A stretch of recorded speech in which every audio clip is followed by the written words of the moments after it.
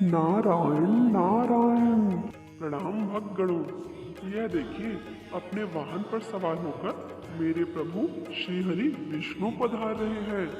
भक्तगणों, क्या आप जानते हैं कैसे गरुड़ एक पक्षी से गरुड़ देव बन गए?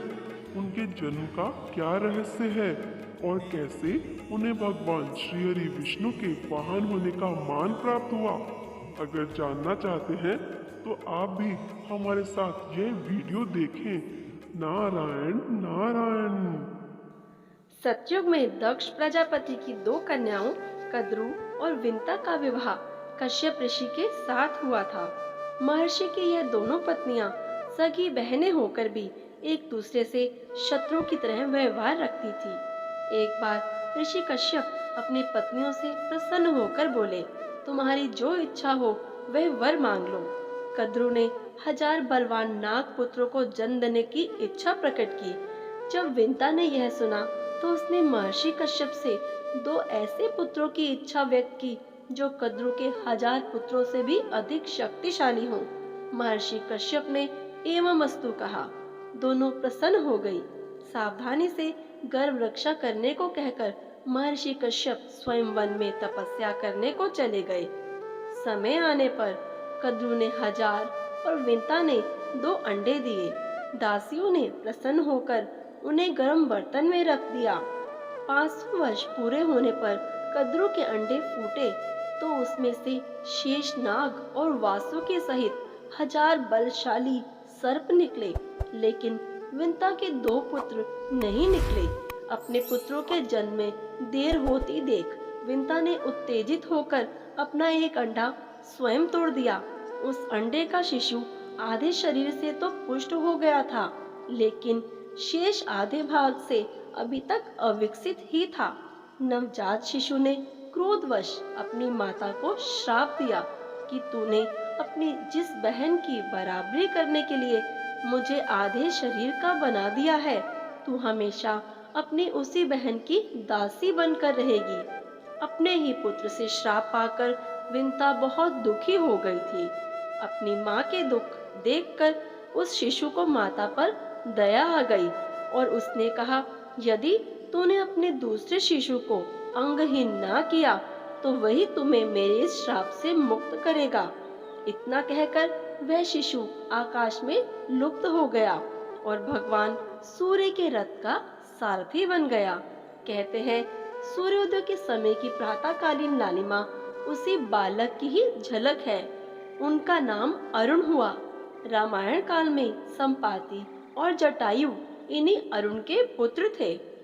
एक बार कद्रू और विंता दोनों बहनें एक साथ ही भ्रमण कर रही थी कि उन्हें पास ही उच्चश्रवा नामक घोड़ा दिखाई दिया।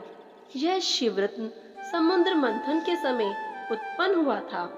वह समस्त अश्वों में श्रेष्ठ, अमर, अजर एवं दिव्य लक्षणों से युक्त था। उसे देखकर फिर दोनों आपस में उसका वर्णन करने लगी। वह घोड़ा सफेद रंग का था।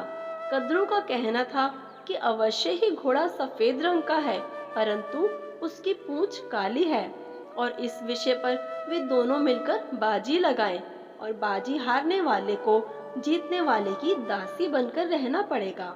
इस प्रकार दोनों बहनों ने बाजी लगाकर दूसरे दिन भी घोड़ा देखने का निश्चय कर लिया। कद्रू ने विंता को धोखा देने के निश्चय से अपने 1000 पुत्रों को यह आज्ञा दे दी कि पुत्रों, तुम लोग शीघ्र ही काले बाल बनाकर उच्चश्रवा की पूंछ ढक लो, जिससे कि उसकी पूंछ काली प्रतीत हो और मुझे दासी न बनना पड़े। दूसरे दिन प्रातः काल होते ही दोनों निकट से घोड़े को देखने के लिए चल पड़ी।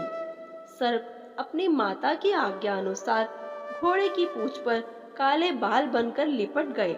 इधर कद्रू और विंता ने देखा कि घोड़े का सारा शरीर तो चंद्रमा के समान उज्जवल है, परंतु उसकी पूंछ पूर्णतः काली है। यह देखकर विंता उदास हो गई और कद्रू ने उसे अपनी दासी बना लिया। अपने पुत्र अरुण से श्राप मिलने पर विंता ने अपने दूसरे अंडे को अपने हाथ से नहीं फोड़ा और समय आने पर महातेजस्वी गरुड़ माता की सहायता के बिना अंडा फोड़कर उससे बाहर निकल आए। वह बालक बड़ा ही बलवान और शक्तिशाली था। उनमें इच्छा अनुसार रूप धारण करने की शक्ति थी। उनकी शक्ति और गति अति विलक्षण थी। नेत्र बिजली के समान पीले एवं शरीर अग्नि के समान तेजस्वी था। वह जन्म से ही आकाश मार्ग में बहुत ऊपर उड़ान भरने लगे। जब गरुड़ को यह पता लगा कि उनकी विमाता कद्रू ने उसकी मां विंता को धोखे से अपनी दासी बना लिया था, तो उसे बहुत दुख हुआ। तब गरुड़ ने कद्रू और उसके पुत्रों से यह कहा कि वह ऐसा क्या करे कि जिससे वे उसकी मां को दासता से मुक्त कर दे। तब नागों ने उससे कहा कि यदि तुम हमारे लिए स्वर्ग से अमृत ला दो तो हम तुम्हारी मां को दासता से मुक्त कर देंगे। इस प्रकार से अपनी मां को दासता से मुक्ति दिलाने के लिए गरुड़ स्वर्ग लोक में अमृत लेने के लिए चल पड़े। देवताओं ने अमृत की सुरक्षा के लिए 3 चरणों की सुरक्षा कर रखी थी। पहले चरण में आग की बड़ी लिपटें बिछा रखी थी। दूसरे में घातक हथियारों की आपस में घर्षण करती दीवार थी और अंत में 2 विषैले सर्पों का पहरा था। वहां तक भी पहुंचने से पहले देवताओं से मुकाबला करना था।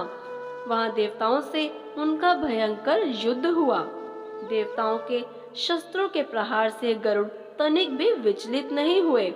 गरुड़ के पंखों और चोंचों की चोट से देवताओं की चमड़ी उधड़ गई। उसके बाद गरुड़ आगे बढ़े। तब गरुड़ ने कई नदियों का जल मुख में ले पहले चरण की आग को बुझा दिया।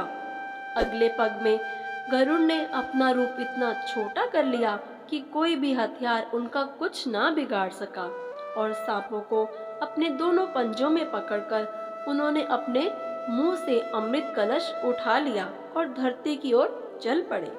लेकिन तभी रास्ते में भगवान विष्णु प्रकट हुए और गरुड़ के मुख में अमृत कलश होने के बाद भी उसके प्रति मन में लालच ना होने से खुश होकर गरुड़ को वरदान दिया कि वो आजीवन अमर हो जाएंगे। तब गरुड़ ने कहा, भगवान, मैं भी आपको एक वर देना चाहता हूँ, आप भी मुझसे कुछ मांग लीजिए।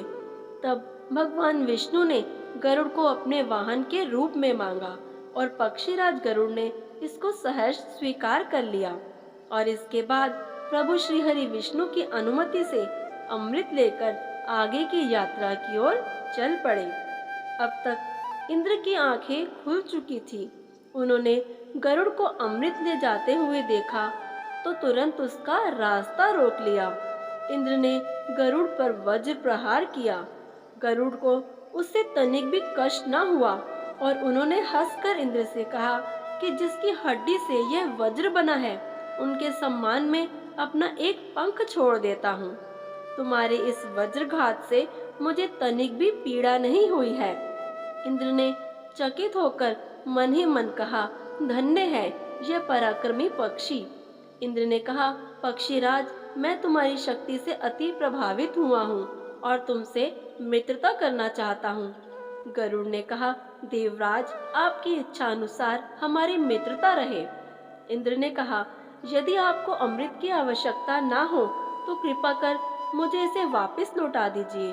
आप यह ले जाकर जिन्हें देंगे वे हमें बहुत दुख देंगे।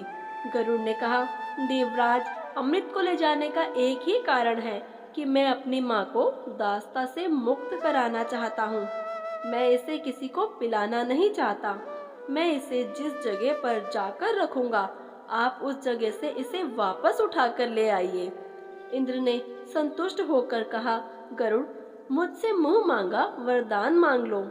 गरुड़ को सर्पों की धृष्टता और उनके छल के कारण माता को होने वाले दुख का ध्यान हो आया और उन्होंने वरदान मांगा कि बलवान सर्प ही मेरी भोजन सामग्री हो।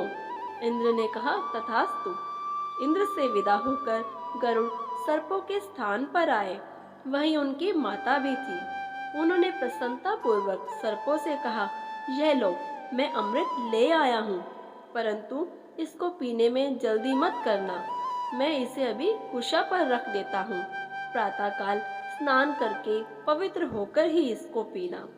अब तुम लोगों के कथन अनुसार मेरी माता तुम्हारी दास्ता से मुक्त हुई, क्योंकि मैंने तुम्हारी बात पूरी कर ली।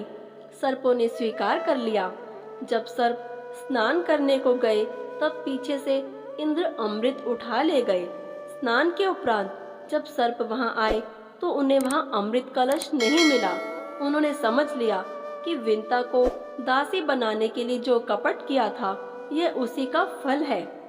फिर यह समझकर कि इस कुशा पर अमृत रखा गया था, संभव है कि यहाँ पर उसका कुछ अंश शेष होगा, सर्पों ने उस कुशा को ही चाटना शुरू कर दिया। ऐसा करते ही उनकी जीभ के दो टुकड़े हो गए। इसी कारण से सर्पों की जीभ बीच में से कटी होती है, और साथ ही तभी से कुशा पर अमृत का स्पर्श होने से कुशा को पवित्र माना जाने लगा। उस दिन से गरुड़ प्रसन्न होकर अपनी माता के साथ उस वन में इच्छा अनुसार घूमने फिरने लगे। वह अति बलशाली पक्षी राज कहलाए। उन्हें भगवान श्री हरि विष्णु के वाहन होने का मान प्राप्त हुआ, और उनकी कीर्ति चारों ओर फैल गई और माता सुखी हो गई। नारायण नारायण। तो भक्तगणों, कैसी लगी आपको गरुड़ देव के जीवन की यह गाथा?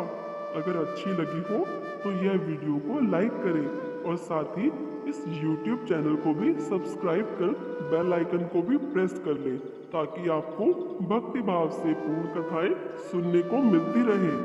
नारायण नारायण।